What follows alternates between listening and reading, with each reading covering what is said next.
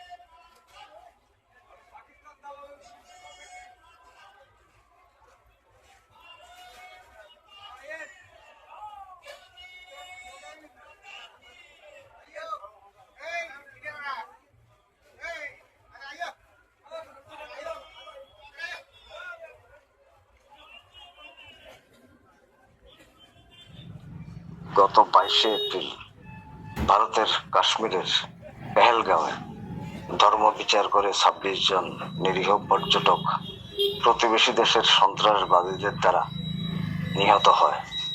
তারই প্রতিবাদে ভারতের জল, বিমান এবং স্থলবাহিনী অপারেশন সিন্দুর পরিচালনা করে। সিন্দুর হচ্ছে ভারতীয় মহিলাদের ভালোবাসা, আবেগ, আভিজাত্য এবং প্রেমের বহিঃপ্রকাশ। পেহেলগাঁও কাণ্ডের পরে আমাদের অমিত বিক্রম সেনারা কৌশলগত ধৈর্য এবং সাংস্কৃতিক সংযম দেখিয়েছিল, কিন্তু আমাদের প্রতিবেশী দেশ তার কোনো মূল্যই দেয়নি। আমাদের দক্ষ সেনারা স্যাটেলাইট ইমেজকে কাজে লাগিয়ে প্রতিবেশী দেশের মদতপুষ্ট সন্ত্রাসবাদীদের 8খানা জঙ্গি ঘাঁটিকে যেভাবে সম্পূর্ণ ধ্বংস করেছে, সারা পৃথিবীর মানুষ সারা জীবন মনে রাখবে ভারতীয় সেনা জওয়ানদের বিজয়গাথার ইতিহাস। আমাদের সেনাদের শৌর্য, পরাক্রম, দেশপ্রেম, আত্মত্যাগ, তিতিক্ষা, আত্মবলিদানে ভারতবাসী হিসেবে আমরা অত্যন্ত গর্ব অনুভব করি। ভারত মাতা কি জয়।